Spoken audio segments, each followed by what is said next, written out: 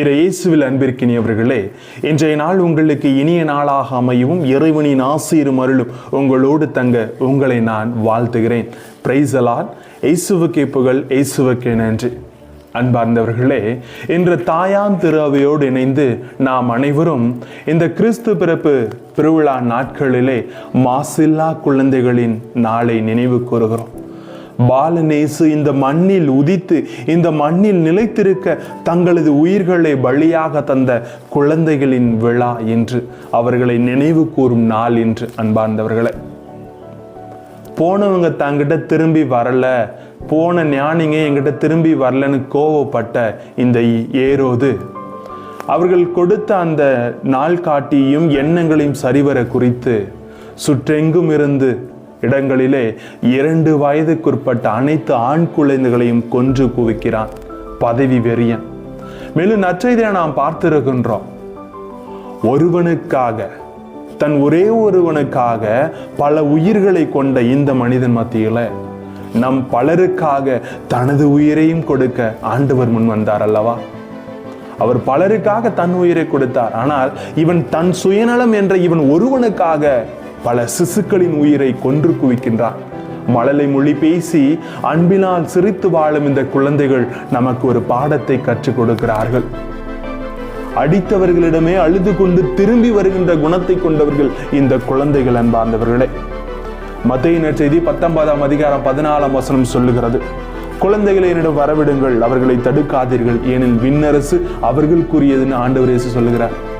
குழந்தை குணம் கொண்டு இருப்பவரே முழுமையான ஆசீர் பெறுகிறார்கள் என்று சொல்லப்படுகிறது. அன்பார்ந்தவர்களே, ஆனா இன்னைக்கு நாம என்ன பண்றோம்னா, ஒருவருடைய இதயத்தை அவர் இடத்துல நாம் அன்பை பெற வேண்டும், ஒருவருடைய இதயத்தை வெல்ல வேண்டும்னா பலவிதமான செலவு செய்ய ரெடியா இருக்கும். பிறகு இதயத்தை வெல்வதற்கு அதிகம் செலவெல்லாம் தேவையே இல்லைங்க. நல்ல குழந்தையின் குணம் இருந்தால் போதும் அனைவரின் இதயத்தை வென்று விடலாம். ஏனென்றால் அந்த குழந்தையின் இதயத்திலே பொய் இருக்காது, பகட்டு எண்ணம் இருக்காது, சுயநலம் இருக்காது, அனைவரையும் ஏற்றுக்கொள்ளுகின்ற குணம் மட்டுமே இங்கு இருக்கும். ஆனா இந்த ஏரோது அரசன் என்ன பண்றான்? தன் சுயநலத்திற்காக அந்த குழந்தைகளை கொன்று குவிக்கிறான். இன்னைக்கு நாமளும் தினம் ஒவ்வொரு கொலையை செஞ்சுக்கிட்டு தான் இருக்கிறோம் குழந்தைகளுக்கு எதிராக. எப்படின்னு பார்த்தீங்கன்னா, அவனாவது தன் சுயநலத்திற்காக அந்த குழந்தைகளை கொன்றான். இன்னைக்கு நாம நமது சுயநலத்துக்காக எத்தனையோ பெற்றோர்கள் வார்த்தையினால் குழந்தைகளை கொண்டிருக்கிறார்கள். அந்த குழந்தையின் குணம் மாறத்துக்குள்ளேயே அவங்களுடைய வாழ்க்கையே மாத்திடுறாங்க. எப்படி தெரியுமா? கம்பேரிஷன் வழியா. அவனை பார்த்தியா, பக்கத்து ஒரு குழந்தைய பார்த்து அது என்ன அழகா பேசு, நீ இருக்கிய தத்தி, நீ இருக்கிய தருதலை அப்படின்னு வார்த்தைகளினாலே அந்த குழந்தைகளை கொண்டு இருக்கிறார்கள். குழந்தையின் குணம் குறையாத வரைக்கும் அன்போடு அந்த குழந்தை நல்லதே கற்றுக்கொண்டு இருக்கும். உலகம் மாடர்ன் உலகம் 21ஆம் நூற்றாண்டுல இருக்கும். இந்த உலகம் வேகமா எதையோ பிடிக்கிறதுக்காக எல்லாரும் ஓடிக்கிட்டே இருக்கிறாங்க. அதை மத்தியில நாம நம்ம குழந்தைகளை ஓட விடுகிறோம். அவனை பாரு, இவனை பாரு, இதை பாரு, அதை பாரு, அதை கத்துக்க, இந்த விஞ்ஞானத்தை தெரிஞ்சுக்க, அந்த விஞ்ஞானத்தை தெரிஞ்சுக்கோன்ட்டு சின்ன வயசுல அந்த மழலையின் குணத்தை இழந்து அவர்களும் சுயநலவாதிகளாக மாடுகிறார்கள். இன்னைக்கு எவ்வளவோ செலவு செய்றீங்க, நீங்க செய்ய வேண்டியது ஒரே ஒரு செலவு தான். இந்த மாசற்ற குழந்தைகளின் குரல் நம்மை நோக்கி கேட்கிறது. எங்களை போன்ற குணத்தை கொண்டு இருங்கள், குழந்தையின் குணத்தை கொண்டு ஒவ்வொரு செயல்களையும் செய்யுங்கள் என்று சொல்லுகிறார். இப்படி செய்யலைன்னா நம்மளாம் எங்க திரும்ப தள்ளணும் அப்படின்ட்டு மத்தேயு நற்செய்தி 18ஆம் அதிகாரம் 6ஆம் வசனம் சொல்லுகிறது. சிறு பிள்ளைகளுக்கு இடையூறாக இருப்போரின் கழுத்தில் எந்திர கல்லு கட்டி கடலில் ஆழ்த்துவது நலம். எந்திரக்கல்ல பெருசா கட்டி கடல்ல தூக்கி போறது பெருசாம். அப்பனா குழந்தைகளை என்று அவர்களின் குணத்திலே வாழ விடுகின்ற பொழுதுதான் எதிர்காலம் முழுமையாக்கப்படுகிறது. அன்பார்ந்தவர்களே, இதைத்தான் நெல்சன் மண்டேலா அழகாக சொல்லியிருக்கிறார். நம்மிடம் உள்ள மிகப்பெரிய சொத்து குழந்தைகள் தான், அவர்களே நம்முடைய எதிர்காலம். அதை நம்ம புரிஞ்சுக்கணும். ஆனா அந்த எதிர்காலத்தை இந்த விஞ்ஞானத்தோட ஒப்பிட்டு அழித்து கொண்டு இருக்கிறோம். புதுசா ஏதோ கத்து கொடுக்கிறோன்ற பேர்ல அவர்களின் உண்மையான குழந்தையின் குலத்தை அழித்து கொண்டு இருக்கிறோம். அன்பார்ந்தவர்களே, எனவே நாம் ஒரு நல்ல இதயத்தை, பிற இதயத்தை முழுமையாக வெல்ல வேண்டும்னா பணத்தையோ காசையோ கிஃப்டையோ கொடுத்து வென்றலாம் நினைக்காதீங்க. மாறாக குழந்தையின் எண்ணம் கொண்டு பழகின்ற பொழுதுதான் அனைத்தையும் வென்ற மனிதர்களாக நாம் மாறிவிடுகிறோம்.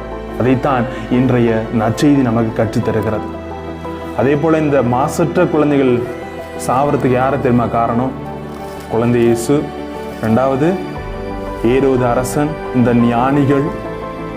ஏன் சொல்றேன்னா, இந்த ஞானிகள் செய்திருக்கலாம். நம்ம பழமொழி ஒன்று சொல்லும் தெரியுமா, ஒரு கல்யாணம் பண்றதுக்கு 1000 பொய் சொல்லலாம் அப்படின்னு சொல்லுவாங்க.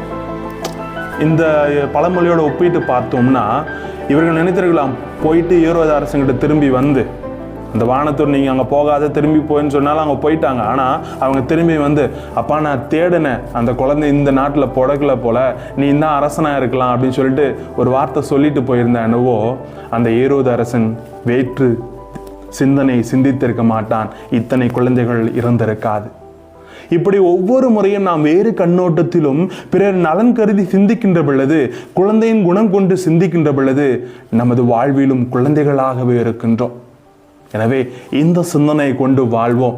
இந்த குழந்தைகளுக்காக நாம் இறைவனிடத்தில் வேண்டும். குழந்தை செல்வம் எத்தனையோ பேருக்கு கொடுத்திருக்கிறது, எத்தனையோ பேருக்கு இன்னும் குழந்தை இல்லை அப்படின்னு வருத்தப்பட்டு இருக்காங்க.